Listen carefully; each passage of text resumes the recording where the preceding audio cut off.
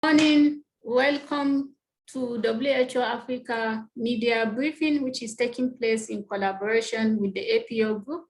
My name is Dr. Mary Stephen. First, some housekeeping. We have interpretation in both English and French. Please go to the globe icon at the bottom right-hand corner of your screen and select the language you would like to listen to the press conference in. Joining us this morning from Brazzaville is Dr. Mashidisho Moeti, the WHO Regional Director for Africa, and Dr. Moeti will introduce our other panelists. Thank you, Mary. My warm greetings to our journalist colleagues and to everyone watching this press conference online. Bonjour à tout le monde. Today, we'll look at the risk of resurgence of COVID-19 cases in Africa, and also at the results of a recent worldwide WHO survey showing that a year into this pandemic, essential health services are still being significantly disrupted in many countries. I'm very pleased to welcome for this conversation Dr. Christian Owo, the Ghana National COVID-19 Case Management Coordinator for Severe and Critical Diseases, who's also a senior lecturer at the University of Ghana Medical School, who will share with us his concerns for critical care services in the face of a possible resurgence. A warm welcome also to Dr. Kaushik Ramaiah, the General Secretary of the Tanzania Diabetes Association and NCD Alliance. Dr. Ramaiah will discuss what needs to be done to ensure that essential services are maintained.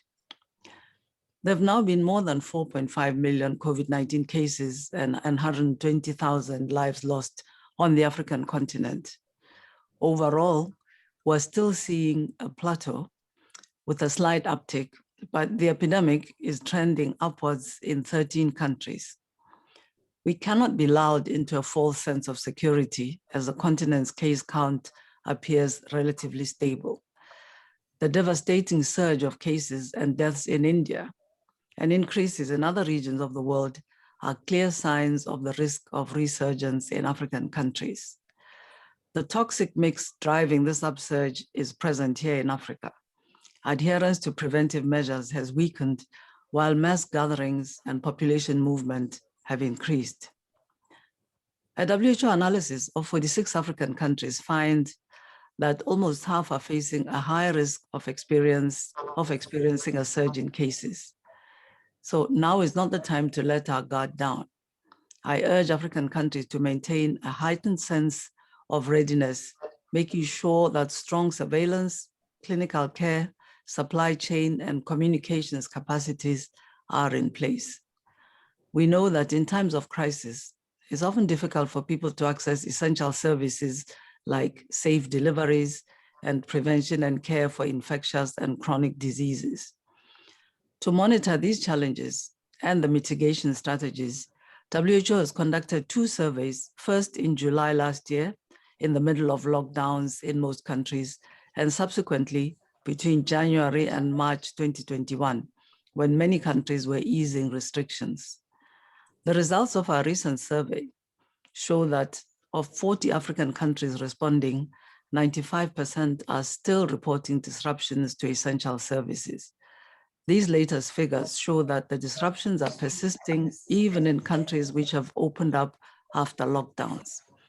This is happening across all service areas, and most frequently, those for mental health, immunization, and chronic diseases like diabetes and hypertension. Emergency, critical, and surgical interventions have been affected in 31% of countries. Health systems are suffering from workforce shortages, exacerbated by the repurposing of many staff to provide COVID-19 relief and the impact of COVID-19 infections among healthcare workers. Mistrust, fear, and financial difficulties are also resulting in fewer people accessing services. Most countries have put in place WHO-recommended policies to maintain essential health services, and half have allocated funding to support this work. Disruptions due to insufficient personal protective equipment and other health products have also decreased substantially, but we need to do more. Our healthcare workers need support, given their central role, and we must intensify community engagement to rebuild trust and confidence in healthcare services. Turning then to the COVID-19 vaccine rollout. On Tuesday, I met with the ministers of health in the African region to discuss key issues, particularly around expiring doses, supply shortages, vaccine safety, and misinformation. WHO is awaiting additional stability data from the Serum Institute of India to determine if the shelf life of AstraZeneca Covishield doses can be extended from 6 months to 9 months. For doses that have already expired, WHO is looking closely at the scientific, regulatory, logistical, and programmatic challenges and will issue a statement next week. We're encouraging countries to prioritize the first dose to reach more people rather than saving supplies for the second dose. It's imperative that the available doses are used as quickly as possible to protect people from severe disease and death due to COVID-19. We also urge countries that have vaccinated their highest risk groups and those that have pledged to share doses to quickly make supplies available to African countries that are ready to deploy vaccines. This will save lives and help bring about the end of this pandemic for everyone, everywhere. Suppliers play a critical role, both by prioritizing COVAX over the highest bidders and ensuring countries can contractually share doses with COVAX. We're seeing strong African solidarity in challenging circumstances. The Democratic Republic of the Congo, for example, recognizing that it would not be able to deploy all of its 1.7 million COVAX-funded doses before their expiry in June, has made 1.3 million doses available to countries that have not yet received doses or that have shown efficiency in their vaccination campaigns. Agreements for redistribution are now being finalized with the Central African Republic, Ghana, Senegal, and Togo, with shipments planned in the coming weeks. Finally, next Wednesday is Hand Hygiene Day. Frequent hand washing is among the top interventions to prevent COVID-19, diarrhea, and other diseases. We have seen adherence to preventive measures slipping across the region.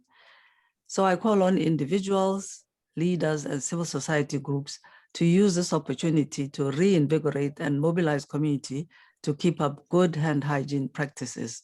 This will have benefits far beyond COVID-19, along with wearing masks and practicing physical distancing to help in bringing an end to this pandemic.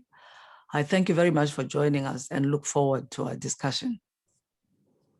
Thank you, Dr. Moeti. Now we turn to Dr. Kristen. Can you please tell us about the impact of the COVID-19 pandemic on clinical and critical care services?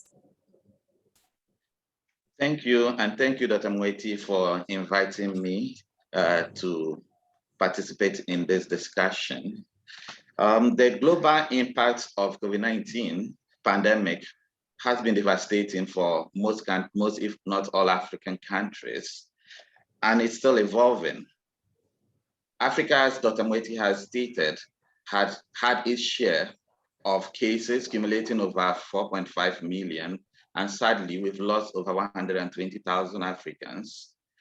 We currently still have over 350,000 active cases in our continent, and almost 4,000 of them are critically ill. It is also very important not to lose sight of the impact of this disease on other non-COVID related diseases, which may even be much more bigger due to the disruption of healthcare delivery to these other entities. It is therefore important, as we see two waves go by, and seeing that the impact of the second wave was even much bigger than the first wave, and with the threat of a potential third wave staring at us as we see other countries in the world reeling from it in part on their healthcare delivery system. Even the most, even the biggest countries in Africa are actually having their health system being brought to the brink of collapse by this pandemic, whereas other African countries are now requiring both external material and human resources in containing the pandemic in their country. Major gains had been made in Africa in the last 2 decades, including in improvement in the management of communicable, non-communicable diseases, and acute care and critical care in our continent. But these are being rapidly lost in just over 1 year due to the massive repurposing of care and resources towards COVID-19 efforts. These resources would include specialized and critical healthcare workers, ICU capacity, oxygen therapy capacity and the ecosystem, essential equipment and medicines, and depleting funding from both our government and donor agencies for healthcare delivery. This has resulted in excess deaths from both COVID-related and non-COVID-related critical care diseases.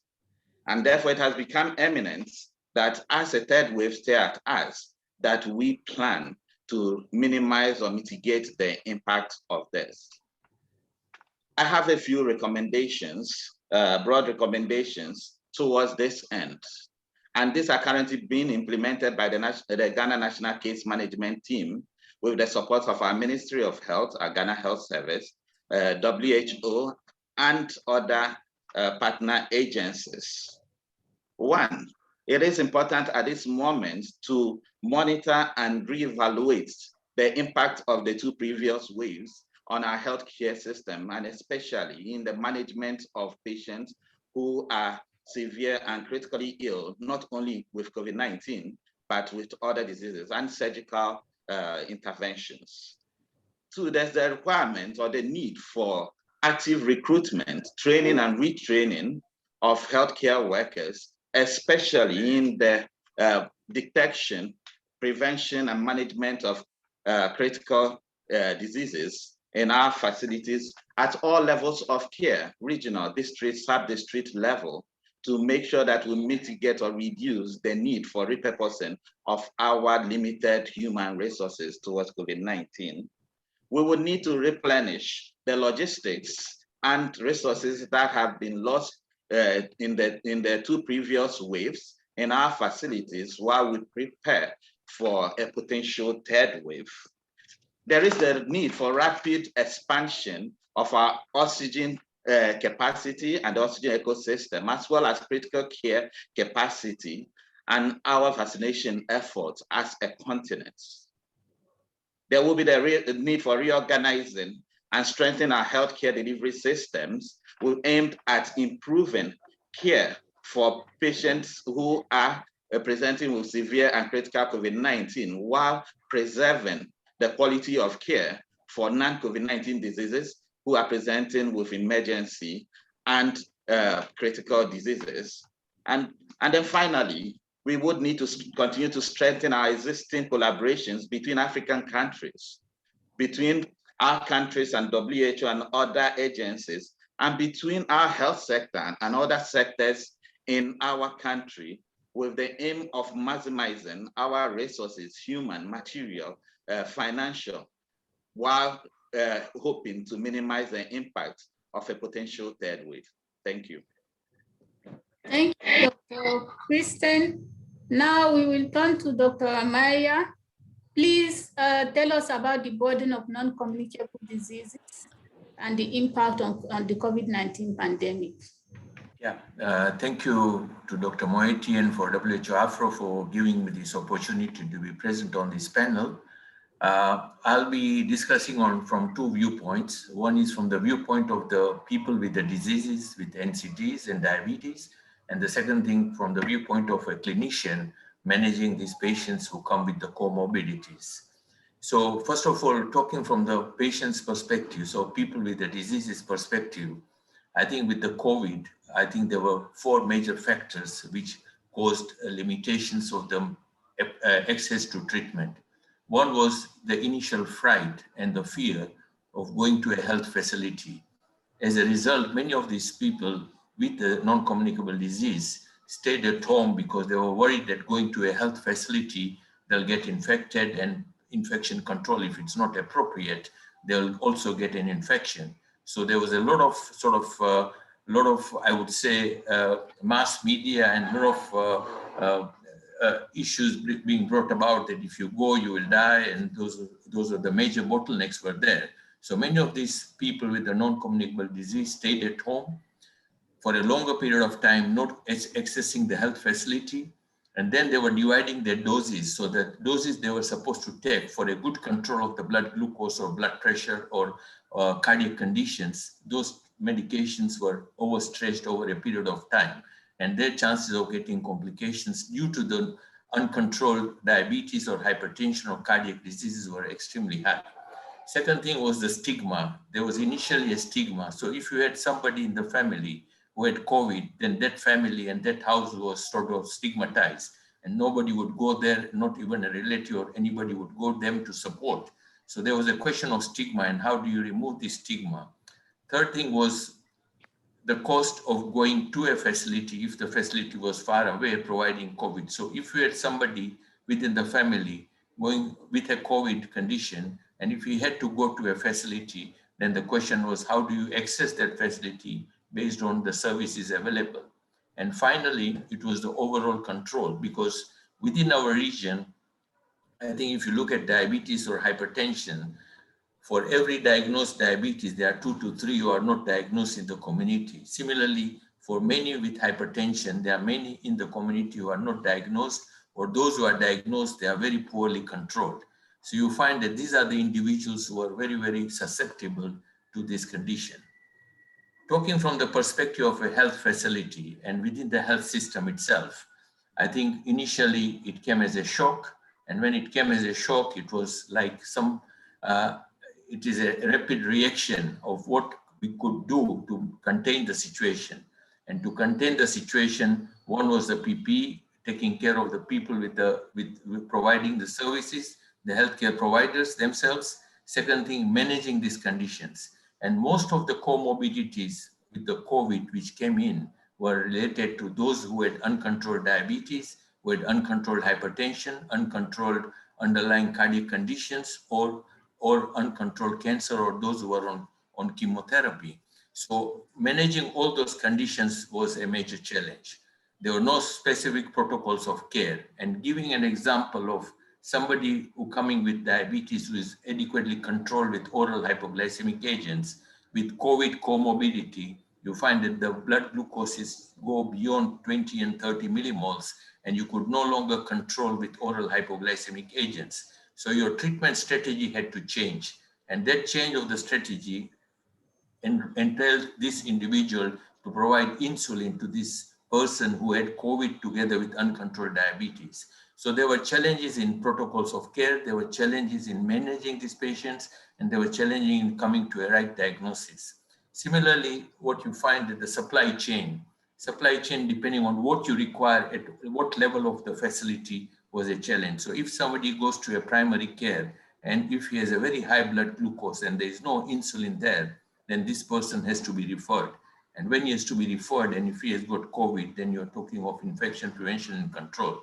So how do you basically bring the care down to the lower levels of care? So those are the other challenges which we faced.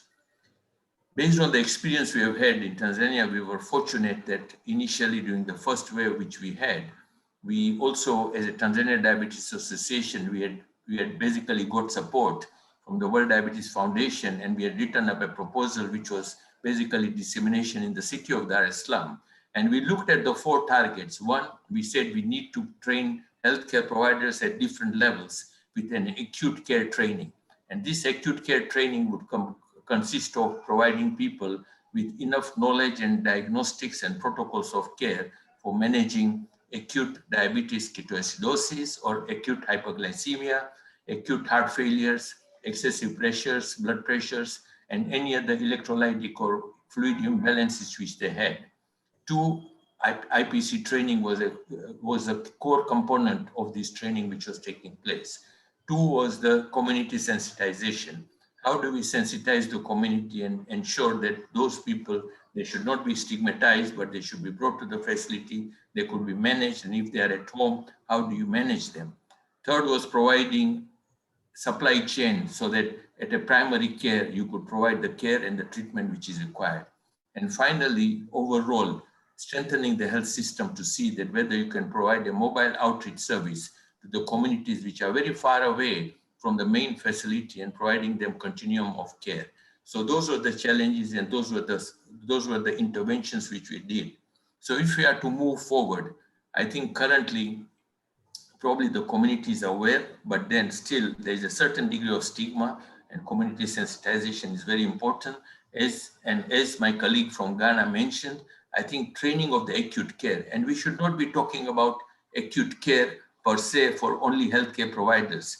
We are talking of training acute care teams, because even a watchman at a facility is the one who receives a person who has got COVID. So he should know whether this is basically where should he go? Should he go into isolation or where should he go? Similarly, different levels of non-healthcare providers at the facility should also be trained. So we should be talking of a model of an acute care teams, which are basically healthcare providers, paramedical staff, and non-medical staff who could be trained to react to these conditions. Thank you very much. Thank you, Dr. Amaya.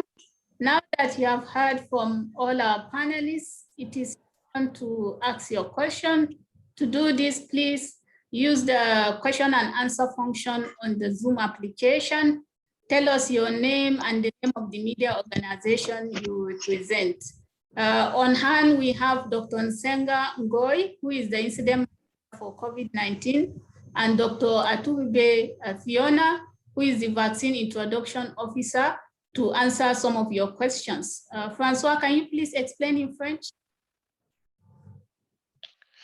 Bonjour, merci de vous être connecté. Donc, un petit rappel pour poser vos questions. Merci d'utiliser la fonction Q&A qui est disponible dans les fonctions de Zoom.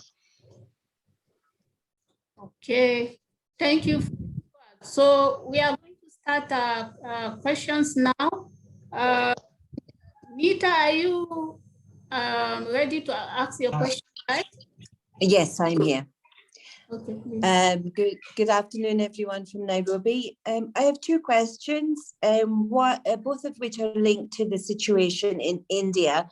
What lessons can Africa learn and implement right now as we witness the horrifying scenes coming from India? I mean, could we see the same scenario playing out across the continent here?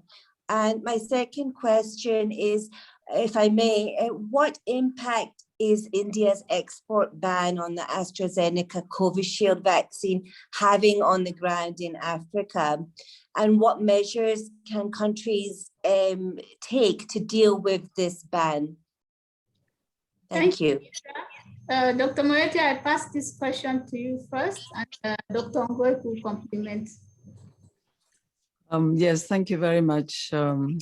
Of course, the situation in India, the explosive growth in cases and deaths is very sad to observe. And I think it's very correct for us to look at the situation in Africa and see what we can learn about it and how we can better prepare to contain any upsurge of cases in Africa. I think what we have observed is that part of the drive upwards was due, of course, to religious ceremonies, gatherings. So it was essentially around mass gatherings of a religious nature. And we know that there has also been election activities which lead to mass gatherings in India. And we've understood that there's also a variant which is now circulating, which is causing difficulties then in terms of its transmissibility. And I imagine that, like in many countries, as I said in my statement, there probably has been a dropping off of the observation by the population of the masking, physical distancing, and hand washing measures. I think the lesson that we can learn in Africa, one is to anticipate that such a wave is possible in different countries, and to really look at what are some of the driving factors. So countries that are going to have elections, activities where mass gathering is going to occur should be particularly on the lookout. There's been a lot of debate in African countries about religious activities. In some, religious leaders are concerned that after a year, the kind of religious worship that people are used to is still not being taken up. I'm afraid it's still very necessary to sustain some of the measures of keeping distances. And as we have said many times before, to use data, to use information about the number of cases, the trends on as localized level as possible around adjusting these measures. Most importantly is to support the population, to reinvigorate, in fact, the interventions with people. We're seeing in African countries more and more of a drop-off in the wearing of masks, particularly. I've seen data from one country where the proportion of people not wearing masks has gone up to almost 80%, starting at about 17% in the earlier parts of the pandemic. And the proportion of people estimated to be wearing their mask correctly is even less than 10%. So this is going to be a problem in terms of heightening the risk. So we need to fight against this fatigue, fight against the sense of being invincible. I've heard quotations from people in African countries indicating this is not a problem for us. It's something that's happening somewhere very far away. No, we have seen increases in cases. We've seen waves in many countries on the African continent. So it's really a matter of sustaining these measures, both on the public health side. So we need to also sustain the public health work of testing, identifying cases, contacts, and urging the isolation of these cases. I'm concerned that in about 31 of the 47 countries in the African region, the testing rate is at less than the 10 per 10,000 recommended by WHO recently. So we have to support our governments to sustain two, if you like, features of action. One, around sustaining the public health measures, including testing. And here I would urge the use of rapid diagnostic tests, antigen rapid diagnostic tests. We've announced to our member states that we have a stock at the international level with WHO and partners, which is being underutilized. So the demand for these RDTs is less than we would like. We would encourage our countries to sustain their testing for public health measures, and then to intensify the interventions, communication with the population. At the end of the day, in addition to the formal statements by political leaders on the television, we have to get at people at the grassroots level. We have to make sure that the right information, the right encouragement, and the right support is reaching people through the networks that they trust, through those who carry messages that they believe, through the religious leaders, the community leaders, the women's leaders, youth groups, social media networks of young people. All of these should help us to disseminate the right information to help people to sustain these measures and to keep what's happening in India from happening in Africa. What is the impact of the export ban? Of course, the work that we are involved in as WHO through COVAX has depended very much on the Serum Institute of India as a producer and a supplier of the vaccines that are being rolled out on the African continent. So it is very understandable that a country going through the kind of situation India is facing while producing vaccines for much of the world will seek to use the vaccines to address their own crisis. So we are very concerned about the delays that are coming in the availability of vaccines. We had advised our countries to cover as many people as possible as far as the first doses are concerned. So we'll have to see what can be done to obtain supplies, other supplies, so that countries can be able to provide the second dose. And then at the same time, we're advising them very strongly then to replan, to use this pause as an opportunity to tighten the planning so that whatever dose of vaccine they can obtain can be rolled out and used most efficiently to have the optimum impact. Thank you, Dr. Moeti. Dr. Ngoy, I'll come back to you. Let's go to Sarah now. Sarah Javin. Thank you. Go live. Yes, thank you. Can you please discuss the motivations behind why DRC has returned 1.3 million doses to COVAX? Is it because the government is still concerned about blood clots, or because there isn't the capacity to roll out the doses? And how much of a role does vaccine hesitancy by the population in DRC play in this decision? Thank you, Sarah. Dr. Moeti, do you want to go first, and then Fiona can complement? Yes, I'll go first and briefly. You know, the government of the DRC recognized the fact that they would not be able to deliver to the population all the doses of vaccine that they have received before they then announced the expiry date of these vaccines. And we think it's a combination of factors. One, there is certainly, and there has been a strong level of vaccine hesitancy in the population in the DRC.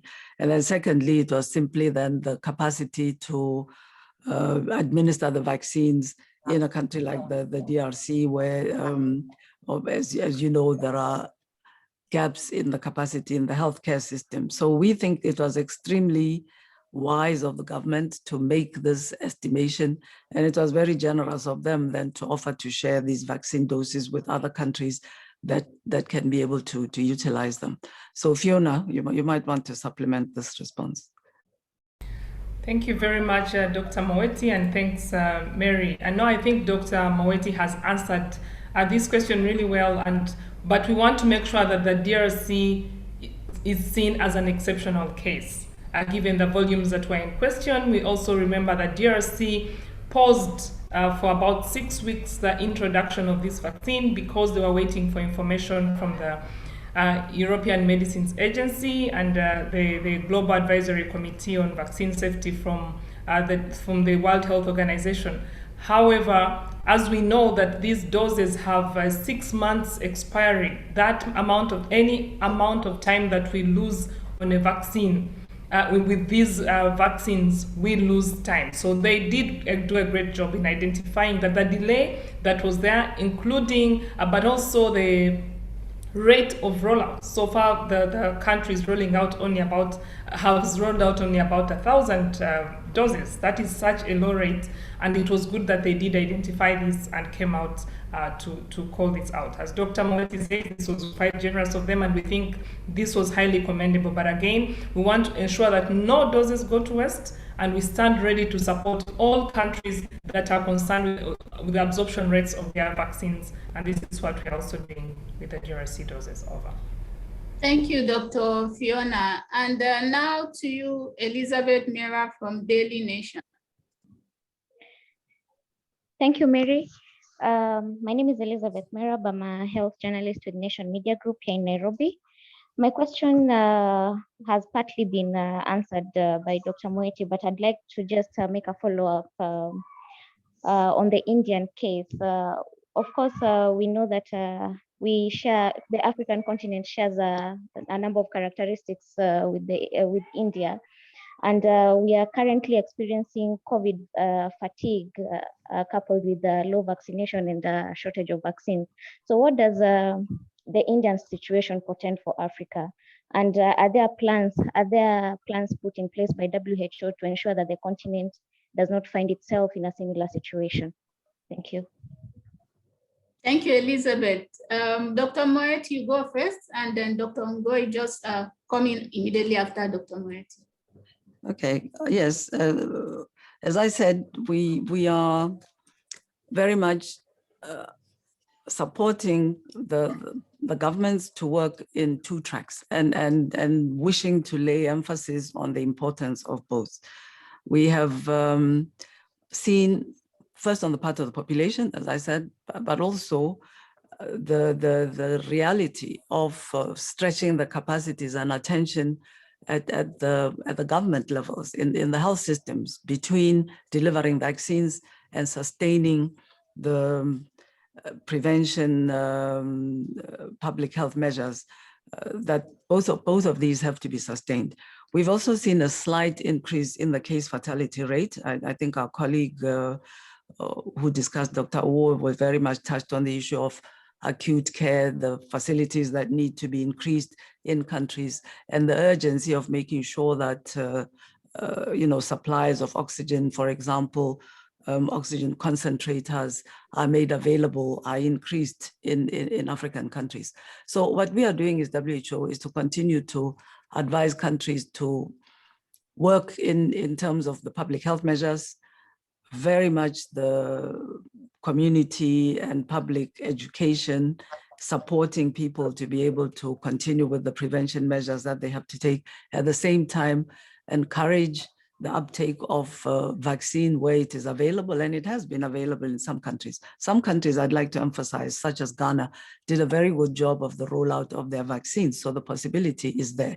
We're encouraging countries to redouble their efforts in the micro-planning, the calculations and use of data in terms of targeting, making sure that they're mobilizing the numbers of healthcare workers that are needed for the vaccination campaigns, ensuring as well that they carry out simulations, put in place and sharpen their logistics.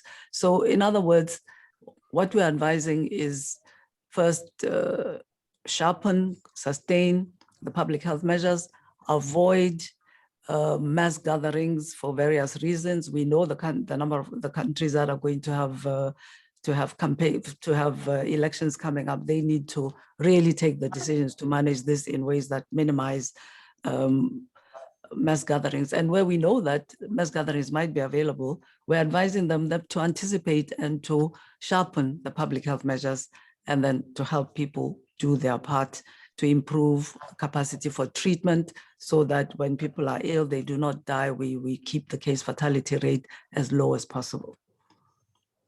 Thank you, Dr. Moeti. Dr. Ngoy?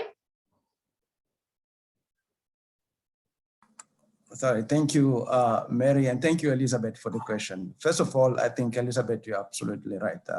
Sociologically, India is very close to Africa, to many African countries. So there is no valid epidemiological reason to think that what is happening in India cannot happen to Africa.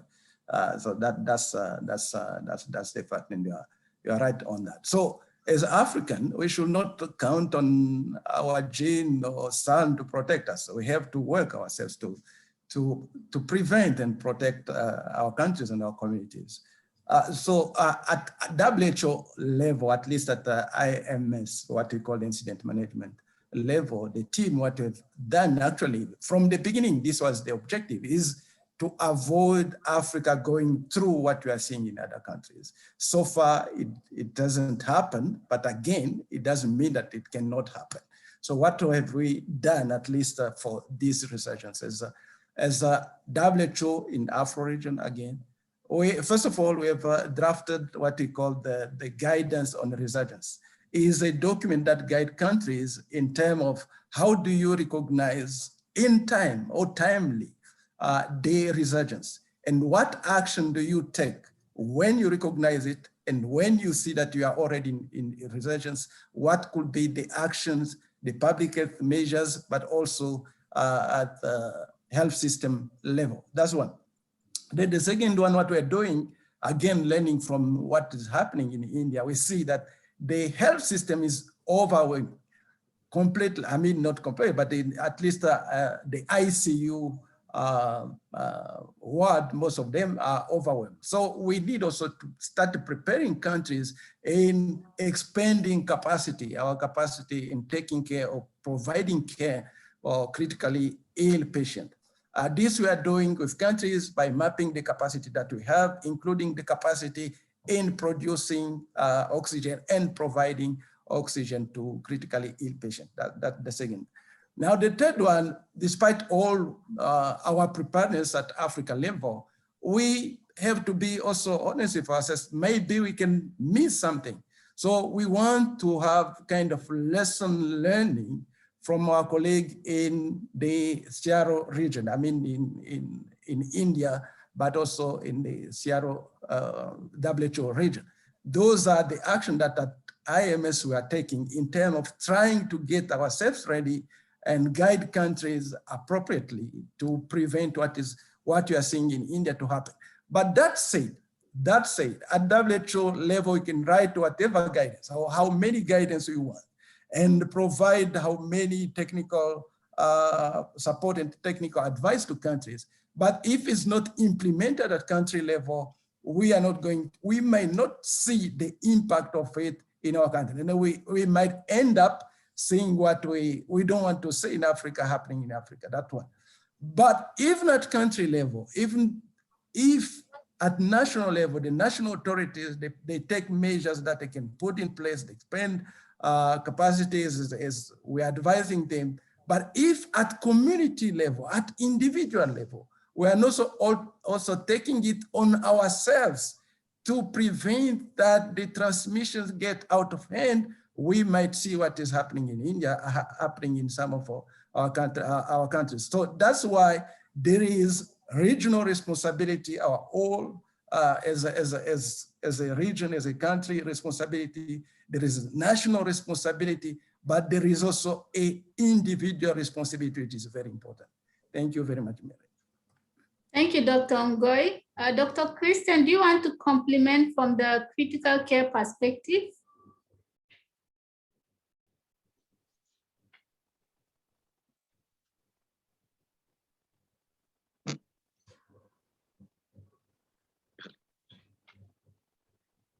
Can you please repeat your question?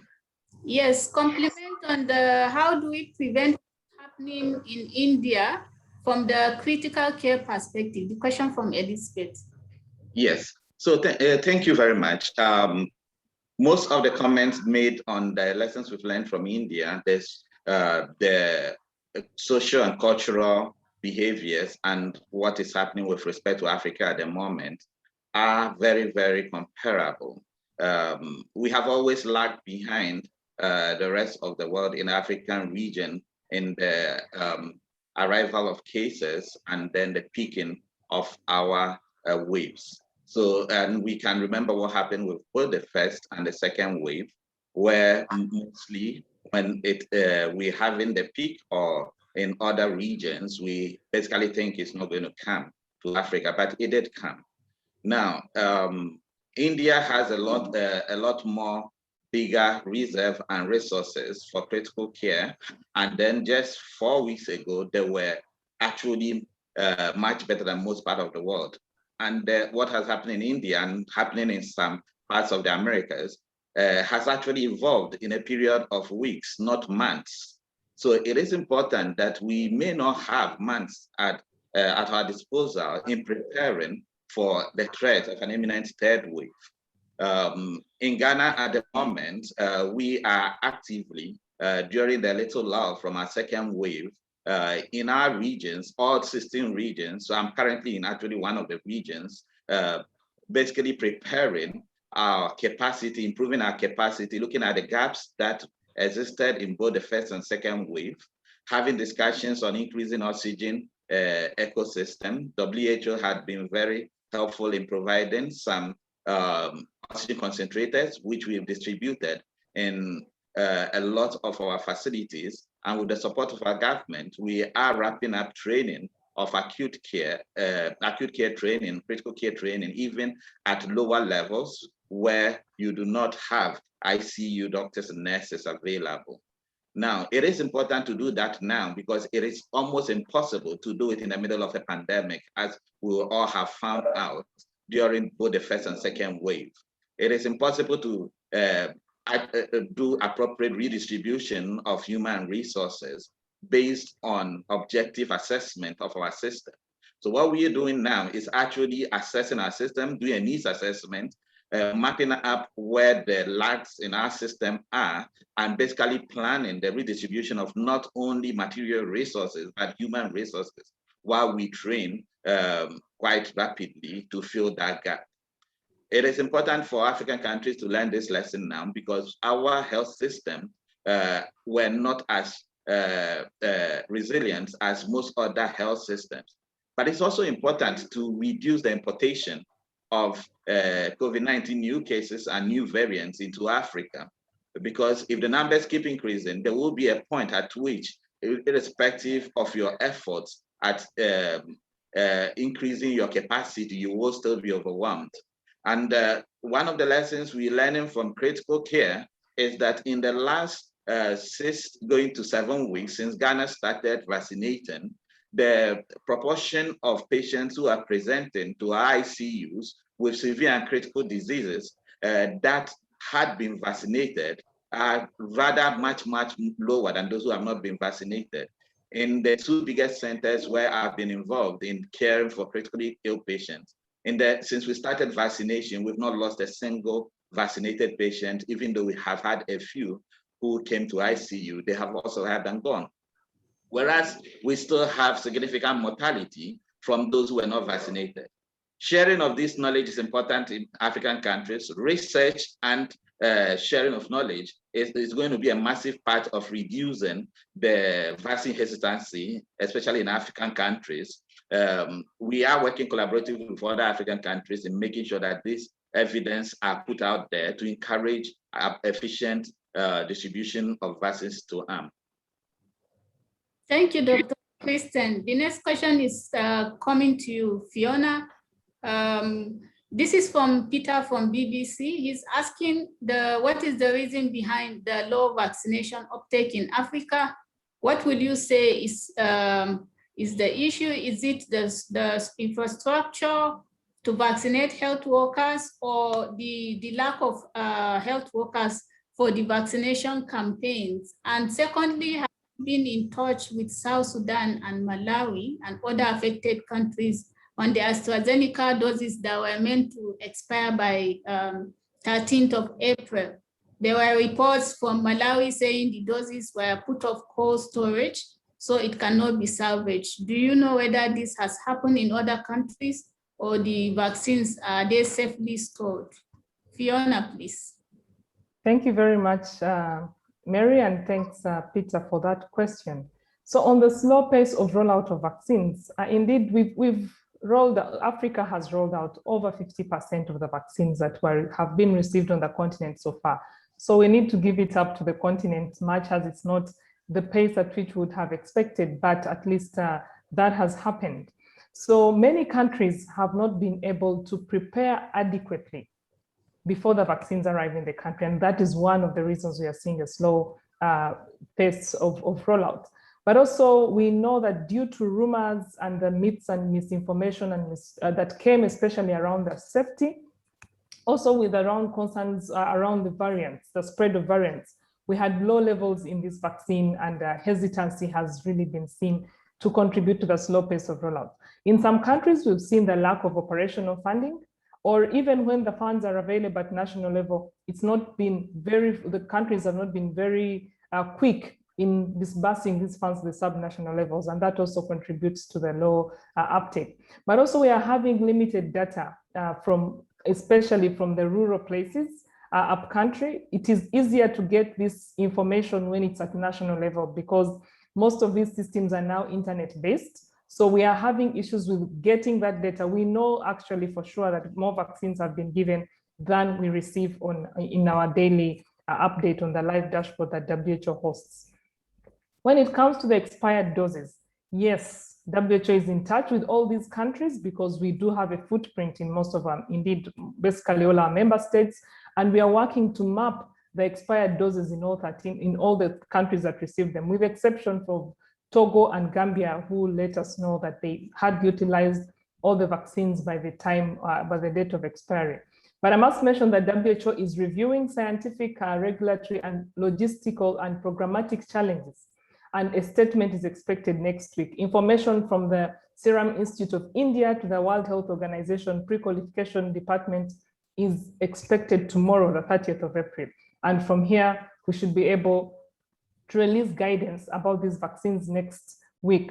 But I would want to stress one point, that an extension of shelf life is about the stability and potency of the vaccine during the stated time frame, and does not affect the safety of the vaccine in any way. So that's important to know, that what we are looking for now, all that evidence and data that we are waiting for from the Serum Institute of India, is information that will assure us about the potency and stability of the vaccine. Then thereafter, We shall get to each individual country and see how they have stored these doses. Yes, you're right. Malawi had removed these out of the cold chain, and these are vaccines that cannot be used. For example, we are working with the countries to help them to see how to destroy this vaccine. We have a waste management protocol for all vaccines, and we shall do the same using those SOPs for the COVID vaccine for countries where we think they should be destroyed. But let's wait for the guidance that should be out as early as Monday for these other countries. And we are in touch with all the countries affected. Over.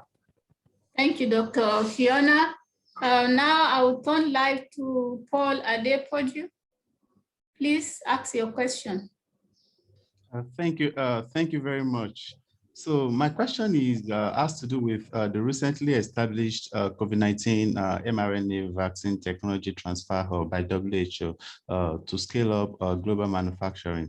I'd like to know if Africa is involved, is leveraging on this transfer hub currently, or what the plan is towards being partaker of these initiatives. Thank you very much. Thank you, Paul. Dr. Moet?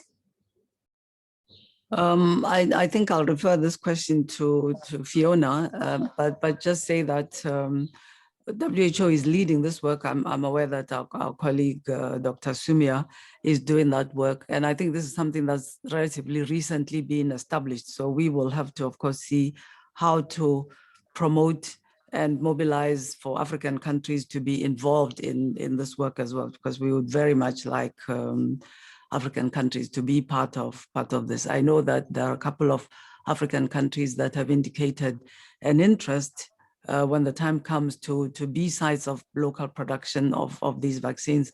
I know that Rwanda is one of these countries. So Fiona, perhaps you might be able to provide more definite information on this, but certainly the intention is to engage Africa in this work.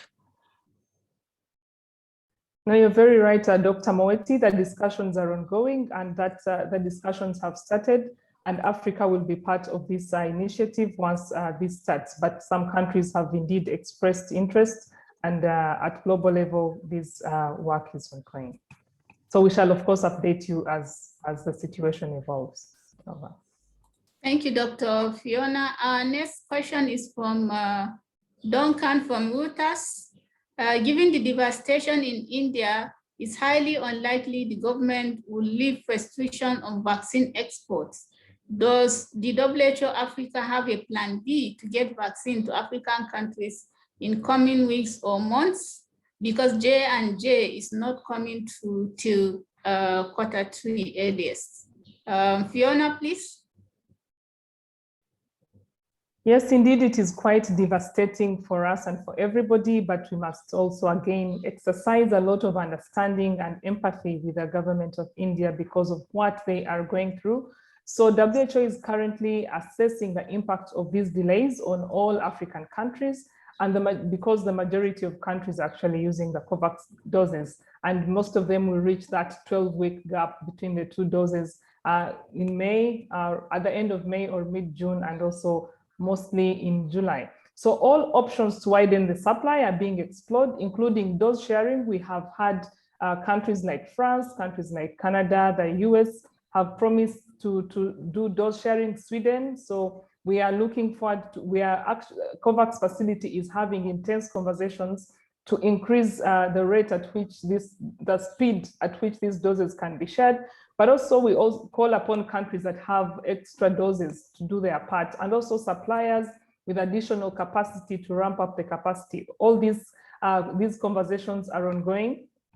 And also to the review of the documents for the Sinopharm and Sinovac, the Chinese-made vaccines, is taking place this week, and we hope to have maybe positive feedback by early next week. And if we have more vaccines that have been approved for WHO pre-qualification, we know that more of these candidates then enter into our continent without any further issues. So we are really exploring all that can be done. Okay, thank you, Dr. Fiona. The next question is still on vaccine. Biotech has said it's discussing the possibility of producing its vaccine in Africa. Do you have any knowledge of that in terms of which country and which manufacturer? And then secondly, do you have an update on how the wave of COVID-19 being experienced in India is impacting on Africa's COVAX delivery? Dr. Fiona, please.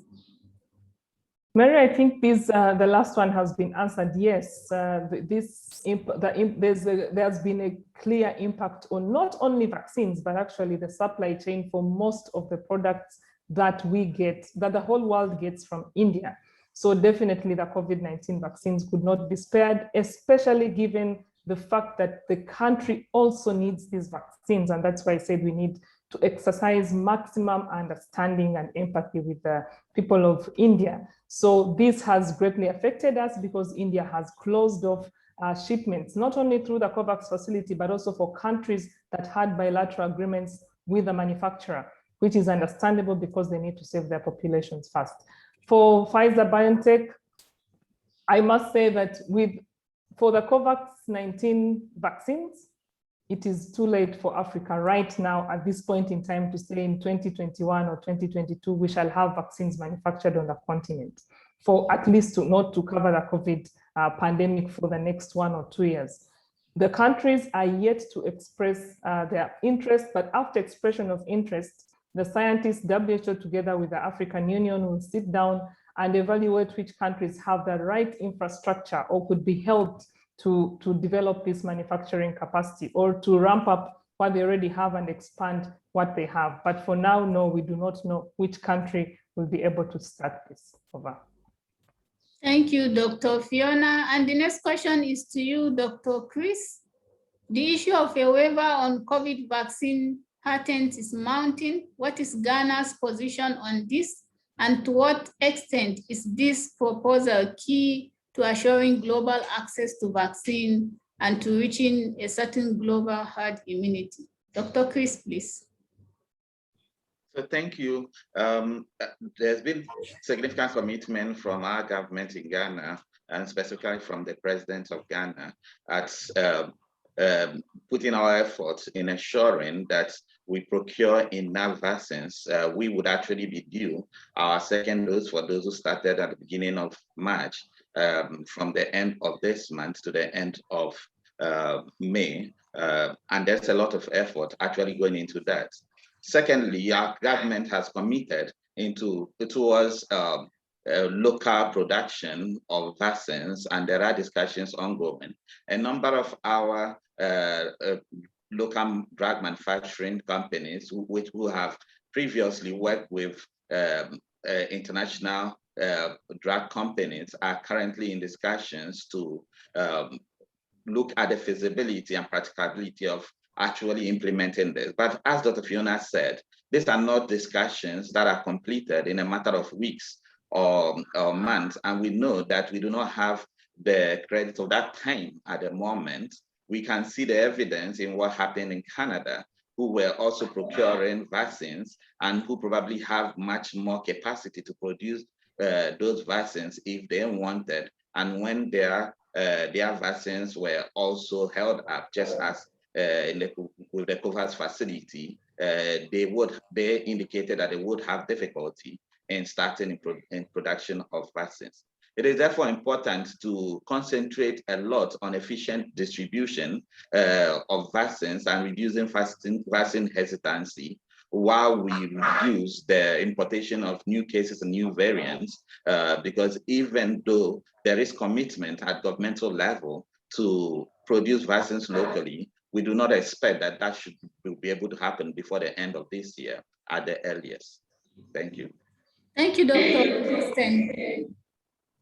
The next question to you. Yeah, thanks very much. Mary, I just want to say something about patent sharing, intellectual property and patent pooling, which is what WHO in the context of the ACT Accelerator and COVAX had been encouraging at the beginning of all these discussions, just to emphasize that, you know, we may talk about local production, expanding production capacity.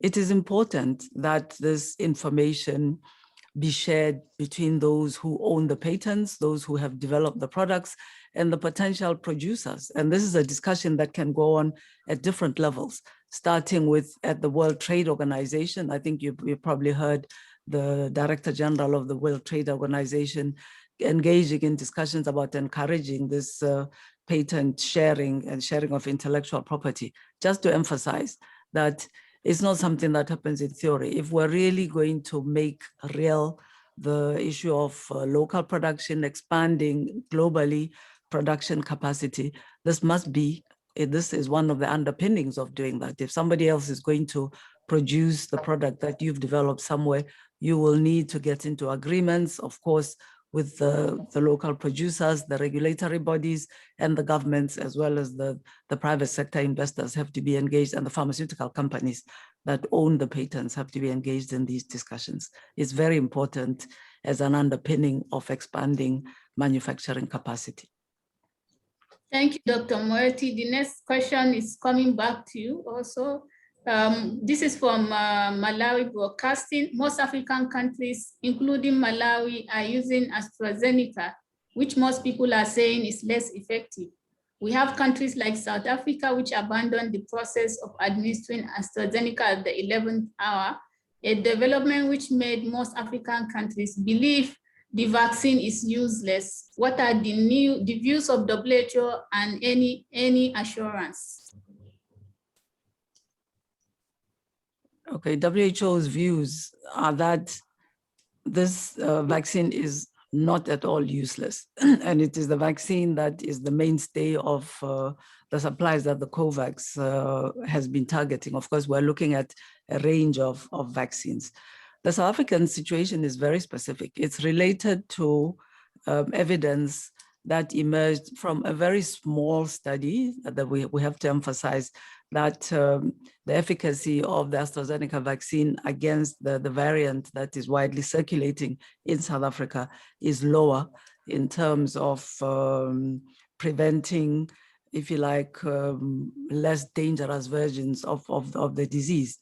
So we are now supporting countries, and it's true that this triggered concern by many countries where this variant is circulating, particularly some of the neighboring countries in South Africa, and quite a lot of hesitation to use the AstraZeneca vaccine. We are supporting the countries to expand their ability to know if this variant is circulating or not. We are helping with genomic sequencing, working with the Africa CDC, so that countries can have a good idea of what is the variant that is circulating and whether the AstraZeneca vaccine will be effective. We emphasize that it is effective against severe forms of the disease. And I think the evidence given by our colleague from Ghana in terms of their experience there has also been extremely encouraging. So I'd like to emphasize again, it's not that the efficacy of this vaccine is so low that it is not useful. It is that there is a particular issue with a variant that has been identified, and work is going on to make sure that we help countries to use this vaccine where this variant is not dominant. In South Africa, it is dominant, and that is the reason why the government then decided not to use the AstraZeneca vaccine. Thank you, Dr. Moeti. And to you, Dr. Ngoy, do you foresee the continent flattening the curve soon? And what are the risks ahead? This is from Naftali from Denmark. Thank you, Mary. Just reading the curve of the pandemic in the Africa region, what you observe in many countries is actually up and down curve, which we are still experiencing in many of our countries. So the virus is here, and as long as the pattern of our social behavior remain the same, I believe we are going to see the same kind of pattern in terms of the curve of the pandemic. Maybe just to say that we were expecting, at least in terms of the impact on mortality, that the vaccine will have an impact, but now with this delay, we might have even that impact may be taken away. So the future again, it lies really on what us as African and communities, we are going to behave. If we continue to ignore the public health measures, including social physical distancing, then most likely we'll have this up and down type of curve in our countries. Thank you, Dr. Ngoy. So we are coming to the end of this first briefing. We'll be turning to our panelists. I will start with Dr. Ramaya, then Dr. Kristen, and finally Dr. Moeti to give us their final thoughts. Dr. Ramaya, please. Yeah, thank you very much. I think most of the questions have been related to vaccines, vaccine coverage, vaccine penetration within the countries in the African region, and how can we effectively basically facilitate vaccine uptake within the region. I think looking from the clinical point of view or from a clinician point of view, I feel what is happening in India, probably I think one advantage we have in the African region is that the public sector infrastructure has been adequately developed, while in India, what I see from the clinical point of view was that it was the private and the corporate hospitals, which were basically the emphasis of most of the people. And with the current pandemic, which is there in place, the public sector has not been able to cope up because the infrastructure was not there. And I think what advantage we have here is that we have emphasized on the public sector, and that public sector, we need to strengthen it further because that is going to save our people at the end of the day. Thank you very much. Thank you, Dr. Ramaya. Dr. Kristen? Thank you very much. So it is important to continue to emphasize that as we continue to basically follow the public health protocols, encourage procurement and administration of vaccines, that we continue to prepare for those who would be infected and who would have severe and critical diseases, as well as its impact on our health system for treatment of other diseases, which is now basically at its weakest. It is important to continue to strengthen our acute care delivery for both COVID-19 and non-COVID-19 related diseases. And this should be the foundation to basically prepare for years ahead while we're doing this. This disease will not be the last. We find ourselves in this position because this had not been addressed previously. We should take advantage of this to basically prepare properly and address the foundations of this problem in African countries. If not, we'll still be back to the same place. The cooperation between African countries, WHO and other agencies has been shown to be very important during this pandemic. We need to continue to strengthen those relationships, both in clinical management and in research, and making sure that these researches impact on our continent. Thank you. Thank you. And now to you.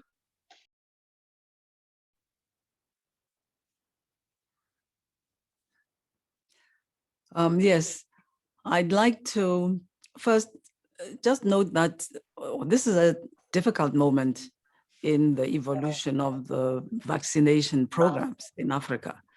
But I think that it should not throw us into despair. One, it gives us perhaps a chance to refine even further our planning and our preparation, learn from the experience that we've had with the first doses that were administered in Africa, and therefore be in a position to do a better job, a more effective job, more effective coverage of the target populations when we get the vaccine supplies. And then secondly, as I said, we've noticed that the rate of testing in our countries has gone down in quite a few countries. And so we need to re-engage on those public health measures that have been so good for us in Africa, so that the situation we had projected at the beginning of the pandemic did not happen. So the testing needs to be scaled up again. Contact tracing needs to be sustained. Isolating those who might infect others needs to happen. And as I've said before, all of us at the community level, as individuals, in our families, need to do our part to wear our masks, wear them correctly, remind our neighbors, remind our loved ones, support each other, and keep up the prevention measures while we look at the possibilities of the vaccines and the work goes to roll out the vaccines. Thank you very much, Dr. Moeti. We have come to the end of the briefing for today. A very big thank you to our great panelists and all journalists. Thank you and have a great day.